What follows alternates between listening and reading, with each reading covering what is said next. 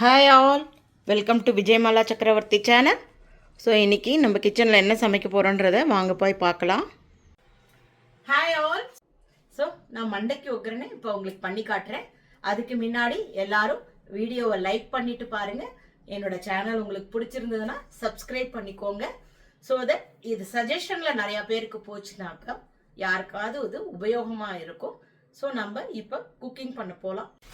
உத்தர Karnataka item ஒன்று பண்ணி காட்டுறேன் உங்களுக்கு. இது வந்து பஃப்டு ரைஸ். இந்த பஃப்டு ரைஸ் வந்து நார்மலாக உங்களுக்கு எனி டிபார்ட்மெண்ட் ஸ்டோரில் கிடைக்கும். இல்லைன்னா இந்த பொறி பார்த்துருக்கேலா மூட்டையில் அவாக்கிட்ட கூட உங்களுக்கு இந்த பொறி கிடைக்கும். இது இந்த பேல்பூரி எல்லாம் பண்ணுறோம் இல்லையா, சுருமுறு அந்த மாதிரிலாம் அதில் பண்ணுறதோட பொறி இது.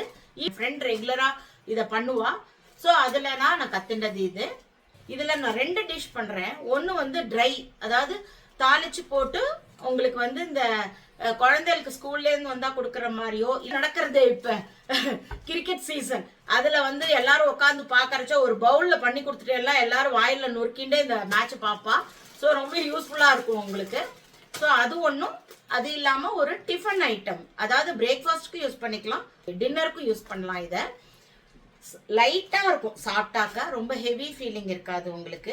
இதை நான் எப்படி பண்ணுறதுன்றதை காமிக்கிறேன். இதுக்கு பேர் மண்டக்கி ஒக்ரனே அப்படின்வா. மண்டக்கி ஒக்ரனே, அதாவது அந்த ஒக்ரனே அப்படின்றது வந்து என்னன்னாக்கா தாளிக்கிறதுக்கு தான் வந்து அது ஒக்ரனே அப்படின்னு சொல்லுவா. பஃப்டு ரைஸை வந்து இந்த மண்டக்கி ஒக்ரனே அப்படின்வோம். ஸோ இதுதான் இன்னைக்கு இதை பண்ண போகிறேன்.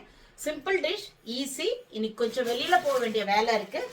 அதனால் இதை வந்து அப்பாவுக்கு பண்ணி கொடுத்துட்டு கூடவே ஒரு தயிர் சாதமும் ரெடி பண்ணி அப்பாவுக்கு கொடுத்துட்டா இது அப்பா சாப்பிட்டுப்பா. என் புடவை எப்படி இருக்குன்னு சொல்லுங்க, நல்லா இருக்கா? எனக்கு இதெல்லாம் யார்த்தையாவது கேட்டுக்கணும்ப்பா. நான் ஒன்சனவே இப்படி கேட்கறேன், நீங்களும் கொஞ்சம் சொல்லுங்க நல்லா இருக்கான்னு.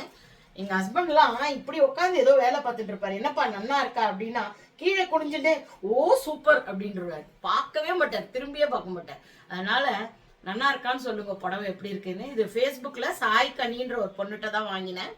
அந்த பொண்ணு வந்து ரொம்ப மினிமல் ப்ராஃபிட் வச்சு தான் பண்ணுறா. ஸோ ரீசனபிள் ப்ரைஸில் கொடுக்குறா. நான் இதை வந்து 799 பே பண்ணி வாங்கினேன். ஃபஸ்ட்டு என்ன பண்ணிக்கணும் அப்படின்னாக்கா, இதை வந்து இந்த நான் ஹாஃப் பாக்கெட் எடுத்துக்கிறேன். ஹாஃப் பாக்கெட் வந்து அந்த ஸ்நாக்ஸ் ஐட்டத்துக்கு எடுத்துக்கிறேன்.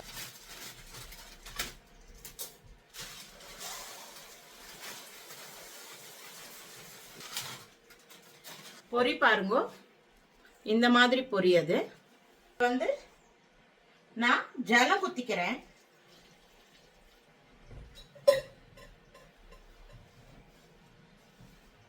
ஒரு 5 மினிட்ஸ் இது ஜலத்துல ஊறினதுக்கு அப்புறமா அதை நம்ம நல்லா பிழிஞ்சு எடுத்துக்கணும். அதுக்குள்ள நம்ம வந்து ஒரு வெங்காயம், ஒரு தக்காளி, பச்சை மிளகாய் இதெல்லாம் நம்ம கட் பண்ணி எடுத்துக்கலாம். இது கொஞ்ச நேரம் ஜலத்துல ஊறட்டும், அப்புறமா உங்களுக்கு நான் காமிக்கிறேன் அதை. சரி, இந்த ஐட்டம் கொஞ்சம் காரமா இருந்தா நல்லா இருக்கும். ஸோ நான் இப்போ வந்து ஒரு இவ்வளோ பெரிய சைஸ் வெங்காயம் எடுத்துக்கிறேன். அதுக்கப்புறமா ஒரு சின்ன தக்காளி, என்கிட்ட இருக்கிறது வந்து ரொம்ப சின்ன சைஸ் தக்காளியாக இருக்குது, அதனால 2 தக்காளி எடுத்திருக்கேன். பச்சை மிளகாய் போட்டு தான் பண்ணணும். நான் ஒரு 4 பச்சை மிளகாய் போட்டிருக்கேன். காரம் நல்ல காரசாரமாக சாப்பிட்டா இது நல்லாயிருக்கும். ஸோ அதனால 4 பச்சை மிளகாய் எடுத்திருக்கேன். ஸோ இதெல்லாம் இப்போ நான் உங்களுக்கு கட் பண்ணினதுக்கு அப்புறமா காமிக்கிறேன். இப்போ நான் ஜலத்தில் போட்டு எடுத்துட்டேன் பொரிய. நல்லா இப்போ பிழிஞ்சு இந்த மாதிரி எடுத்துட்டீங்கன்னாக்கா பிழிஞ்சது வந்து இப்படிதான் வரும். இப்போ நீங்க பாத்தீங்கன்னாக்கா நான் ஒரு 250 கிராம் பொரி எடுத்துனதுக்கு இவ்வளவுதான் வருது. ஒரு 2 பேர் சாப்பிட்ற மாதிரி தான் இருக்கும் பார்த்தாக்கா. ஸோ இதை நீங்க இப்போ எடுத்துக்கலாம். அவல்ல பண்ணலாமா அப்படின்னு நீங்க கேட்கலாம். அதோட டேஸ்ட் டிஃப்ரெண்டா இருக்கு. இப்போ இது வந்து பொரிக்கரிச்ச ஒரு வாசனை வரும் இல்லையா, அந்த வாசனை இதுல ரொம்ப நல்லா இருக்கும் உங்களுக்கு. இதை எப்படி தாளிக்கிறதுன்றத நான் அடுத்தாப்புல காமிக்கிறேன். இதுல வந்து இன்னொரு விஷயம் நான் சொல்ல மறுத்துட்டேன். சால்டட் பஃப்டு ரைஸ் கிடைக்கும். அந்த சால்டட் பஃப்டு ரைஸ் கிடைக்கிறச்ச சாப்பாட்டுல பண்றச்ச போடுற உப்பை வந்து பார்த்து போடுங்க. எந்த வந்து அன்சால்டட் பொரி தான். ஸோ அதனால நான் வந்து சாதாரணமா எப்பயும் போல குக் பண்ணலாம். ஸோ இப்போ உங்களுக்கு கட் பண்ணதெல்லாம் காமிச்சிட்டு அதுக்கப்புறமா எப்படி அதை ஒக்ரனை தாளிக்கிறேன் அப்படின்றத காமிக்கிறேன். இப்போ நான் தாளிக்கிறதுக்கு ரெடி பண்ணிட்டேன். இதுல வந்து வானொலி வச்சுட்டு நான் வந்து கோகனட் ஆயில் யூஸ் பண்ணி தான் இந்த இதை பண்ணுவேன். யூஸ்வலி வெங்காயம் கண்ணு எரியறது. இது கடலெண்ணெய் யூஸ் பண்ணலாம். நான் வந்து கொஞ்சம் வாசனை நல்லா இருக்கும்னு சொல்லிட்டு தேங்காய் எண்ணெய் யூஸ் பண்றேன். ஜஸ்ட் 1 டேபிள் ஸ்பூன் தேங்காய் எண்ணெய் போட்டுதான் போறோம். ஃபர்ஸ்ட் வந்து ஒரு கப்பு, சின்ன கப்பு இருக்கு பார்த்தீங்களா, இந்த கப்பால வந்து வேர்க்கடலையை வந்து வறுத்து எடுத்துடுறேன் முதல்ல. அதுக்கப்புறமா இந்த தாளிக்கிறதெல்லாம் போட்டு நம்ம பண்ணாக்கா இதை கடைசியா போடுறது ஈஸியா இருக்கும். இதுக்கு முன்னாடி ஒரு ஐட்டம் நான் பண்ணணும். அது என்னன்னா, இதால ஒரு ஸ்கூப் வந்து பொட்டுக்கல்லை எடுத்துட்டு பொடி பண்ணி எடுத்து வச்சுக்கணும். ஏன்னா இதை வந்து நம்ம ஜலம் போட்டு பண்றோம் இல்லையா, ஸோ தட் ஸ்டிக்கியா இருக்கக்கூடாதுன்றதுக்கோசரம் தாளிச்சு எல்லாம் பண்ணதுக்கு அப்புறமா இந்த பஃப்டு ரைஸை வந்து நினைச்சதை போடும்போது மேலே பொட்டுக்கல்லை தூவிட்டு பரட்டி எடுக்கணும். அதுக்கு நான் இந்த பொட்டுக்கல்லையை பொடி பண்ணி எடுத்துன்னு வந்துடுறேன்.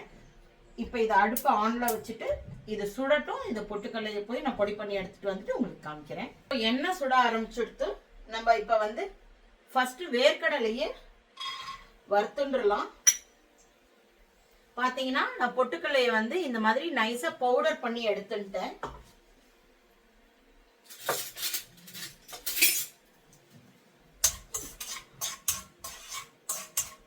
டிஃப்ரெண்டான ஐட்டம் எல்லாருமே ட்ரை பண்ணி பாருங்க.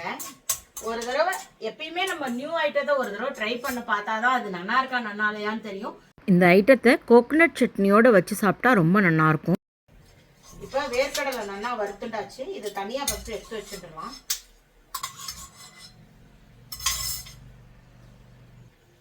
இப்போ நான் ஜஸ்ட் பேசிக் தாளிப்புகள் தான். கடுகு, உளுத்தம்பருப்பு, கடலைப்பருப்பு எல்லாமே ஒரு முக்கா டீஸ்பூன் போட்டிருக்கேன். ஜாஸ்தி எதுவும் போடல. நனைச்சு வச்ச பஃப்டு ரைஸ் கம்மியா தான் இருக்கு.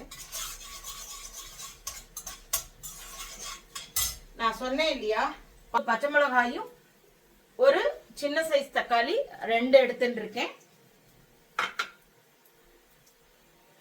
அதே போல ஒரே ஒரு வெங்காயம் பெரிய சைஸா இருந்தது, ஒண்ணு கட் பண்ணி எடுத்துட்டு.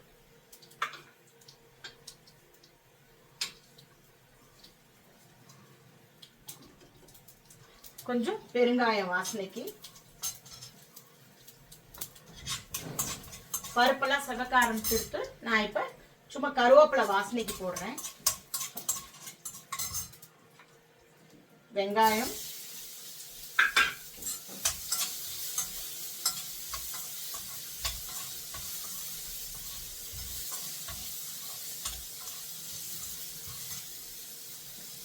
தக்காளியும் பச்சை மிளகாயும் ஆட் பண்ணிக்கலாம்.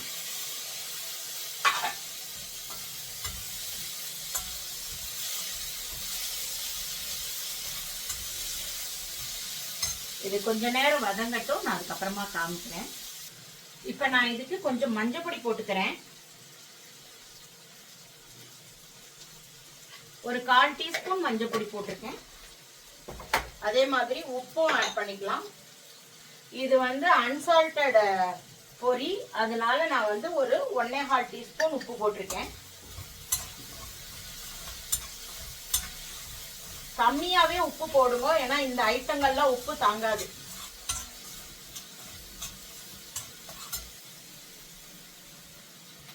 இப்ப நான் வந்து நனைச்சு பிழிஞ்சு எடுத்துட்ட பஃப்டு ரைஸை இதோட ஆட் பண்ணிக்கிறேன்.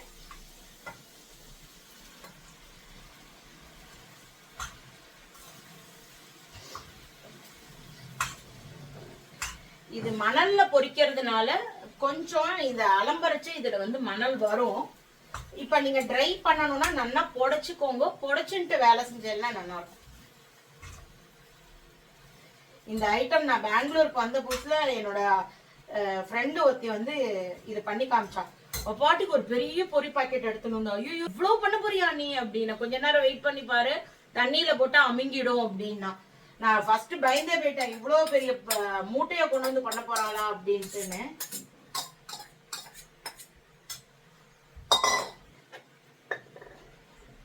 இப்ப நம்ம இந்த பொட்டுக்கடலை மாவையும் ஆட் பண்ணிடலாம்.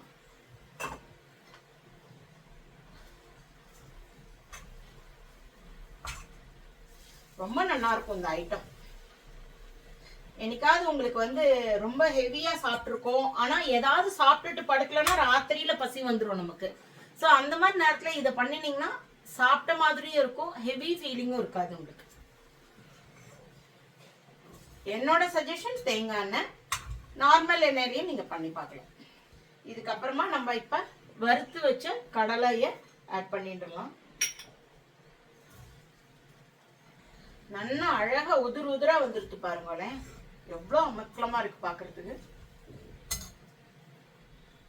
இதுல கொஞ்சம் அந்த ஃப்ளேவரை வந்து என்ஹான்ஸ் பண்றதுக்கு ஒரு அரை மூடி இதுல இது ஜூஸ் இருக்கா பாக்குறேன். ஜூஸ் இருந்தா அரை மூடி போரும், ஜூஸ் இல்லைன்னா ஒரு ஃபுல் பழத்தை யூஸ் பண்ணிக்குவோம். வெய்ய காலமா இருக்கிறதுனால ரொம்ப ஜூஸ் கிடைக்க மாட்டேங்குது. உப்பு செக் பண்ணி பார்த்துக்கோங்க, போரும்னாக்கா உப்பு விட்டுறலாம். இல்லைன்னா கொஞ்சம் இந்த ஸ்டேஜில் லைட்டாக தூவிட்டு ஒரு பரட்டிட்டேன்னா கொத்தமல்லி தழை போட்டு, நேற்றுக்கு நான் கொத்தமல்லி தக்கா பண்ணுறேன்ட்டு எல்லா கொத்தமல்லியும் யூஸ் பண்ணிட்டேன் தெரியாம, கொஞ்சம் கூட கொத்தமல்லி இல்லை. ஸோ கொத்தமல்லி போட்டிங்கன்னா ரொம்ப டேஸ்டியாக இருக்கும். என்கிட்ட கொத்தமல்லி இல்லை, கருவேப்பிலை தான் போட்டிருக்கேன். ஸோ இது இப்போ ஆல்மோஸ்ட்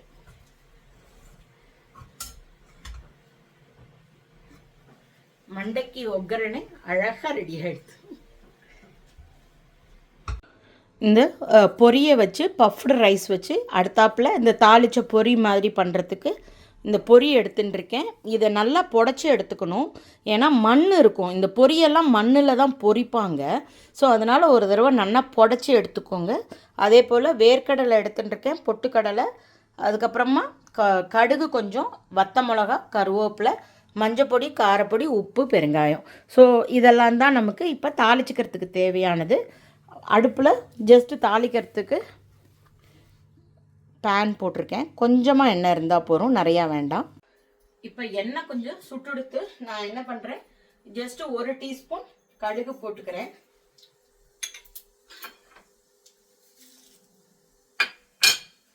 கருவேப்பிலை கொஞ்சம், துளியோண்டு வாசனைக்கு பெருங்காயம். இதுலலாம் நிறையா பெருங்காயம் போடக்கூடாது.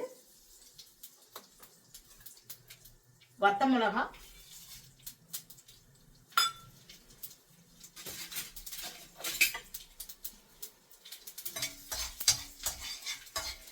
இந்த கரண்டி அடிக்கடி கேட்டுட்டே இருக்கீங்க, ரத்னா ஸ்டோர்ஸ் சென்னையில தான் வாங்கினேன்.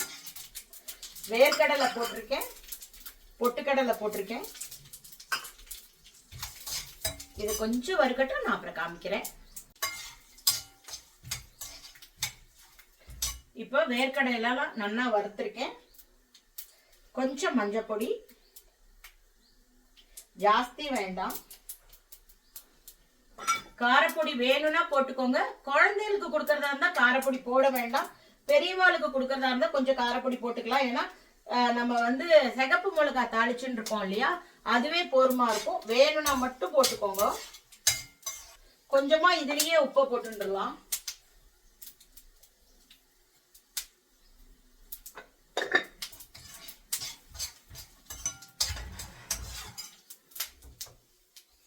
இப்ப இந்த பொரியில நம்ம இதை போட்டுருவோம்.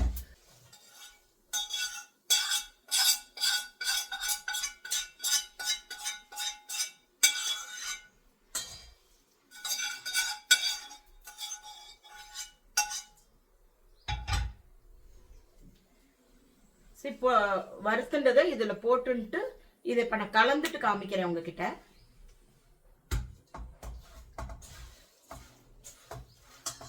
ஸோ நான் கம்ப்ளீட்டா இதை கலந்துட்டேன். கொஞ்சம் லைட் எல்லோயிஷ் கலரா இருக்குன்னா நான் ரொம்ப மஞ்சப்பொடி போடலை. எங்க ஹஸ்பண்ட்க்கு வந்து கொஞ்சம் மஞ்சப்பொடி வாசனை தூக்கலா இருந்தா பிடிக்கிறது இல்லை. ஸோ அதனால கொஞ்சம் கம்மியா போட்டிருக்கேன். வேணும்னா நீங்க நிறைய போட்டுக்கலாம். ஸோ இதை ஒண்ணுமே இல்லை, இது எப்பயும் எல்லார் வீட்லயும் பண்ற ஒரு பொரி, தாளிச்ச பொரி, அவ்வளவுதான். இது ஒரு பேக்கெட் வாங்கினீங்கன்னா 2 ஐட்டம் பண்ணிக்கலாம். பசங்களுக்கு சாயங்காலம் கொடுக்கறதுக்கும் யூஸ் பண்ணிக்கலாம். ஒரு ஐட்டம் நீங்க பிரேக்ஃபாஸ்ட்டுக்கோ இல்லை டின்னருக்கோ பண்ணிக்கலாம். அந்த மண்டைக்கு ஒக்கரணை பண்ணிக்கலாம். ஸோ உங்க எல்லாருக்கும் இன்னைக்கு உண்டான வீடியோ பிடிச்சிருக்கும்னு நினைக்கிறேன். Hope you are all enjoying my video. If you like it, please like and subscribe my channel. Thank you for watching. Bye bye all.